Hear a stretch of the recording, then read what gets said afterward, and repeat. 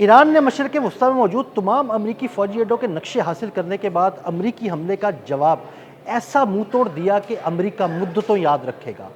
80 हमलों के जवाब में 85 ताबड़तोड़ हमले, वहाँ पर कितनी तबाही मची और इन नक्शों की मदद से ईरान ने किस किस अमरीकी फ़ौजी अड्डे को निशाना बनाया, इस बारे में आमिर रज़ा से बात करते हैं। आमिर भाई, ईरान ने अमरीकी फ़ौजी अड्डों के नक्शे हासिल किए, अमरीका ने हमला किया तो उसका जवाब उन फ़ौजी अड्डों पर मिसाइल हमलों की सूरत में किया। वहाँ पर कितना नुकसान हुआ, क्या सूरत हाल है?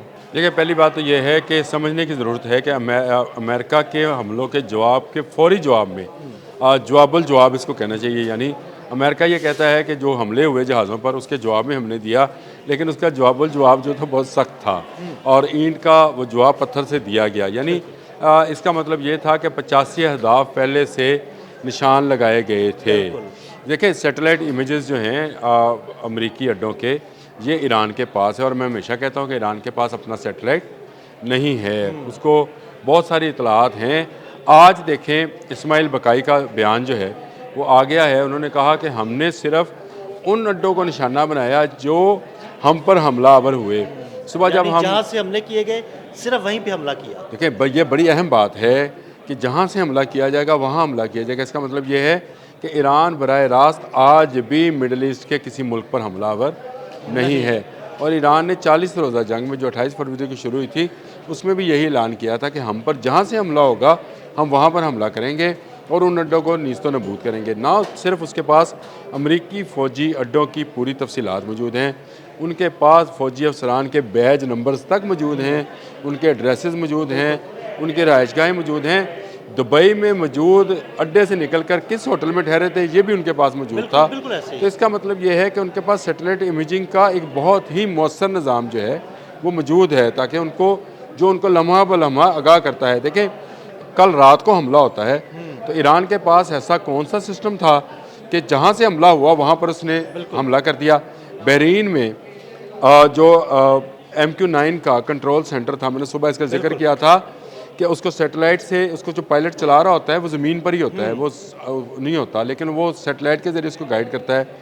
उसके कंट्रोल सेंटर का कैसे पता था कि यहाँ से कंट्रोल किया जा रहा है? इसका मतलब ये है कि 24 आवर 24/7 कहना चाहिए या जो भी आप कहें, एक एक चीज़ की फुटेज और तस्वीर जो हैं वो ईरान को फराहम की जा रही हैं।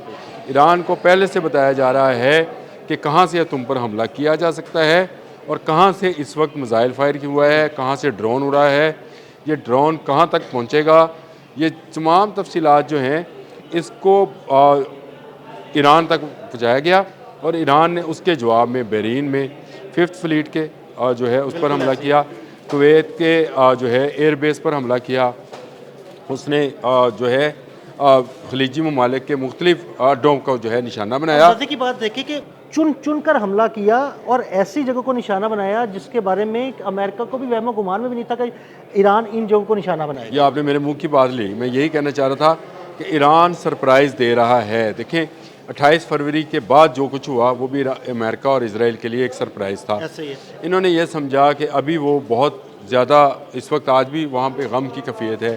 शहीद अली खामनेई का जो है वो आज यौम गम मनाया जा रहा है, कल उनकी तदफीन है।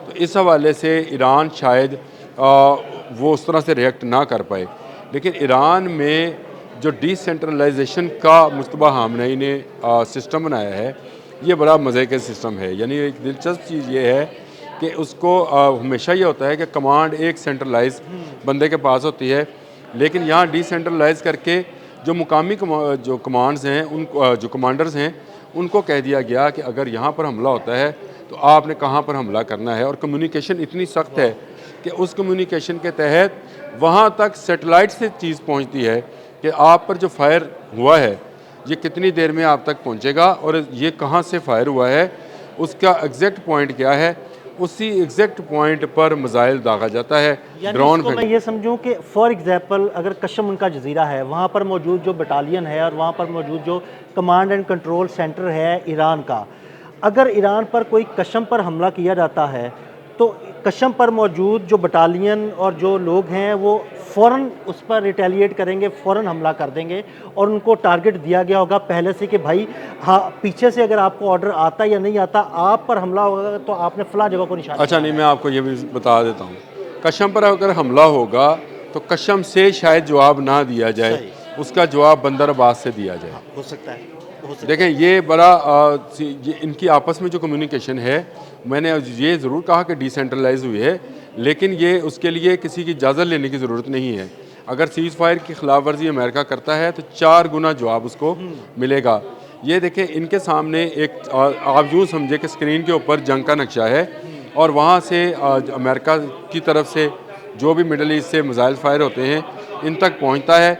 उसके बाद इनका अपना है फैसला कि कौन पहले अपना मिसाइल, ड्रोन सही। या सिस्टम जो है उसमें इन्वॉल्व कर सकता है और इस जगह को तबाह कर सकता है।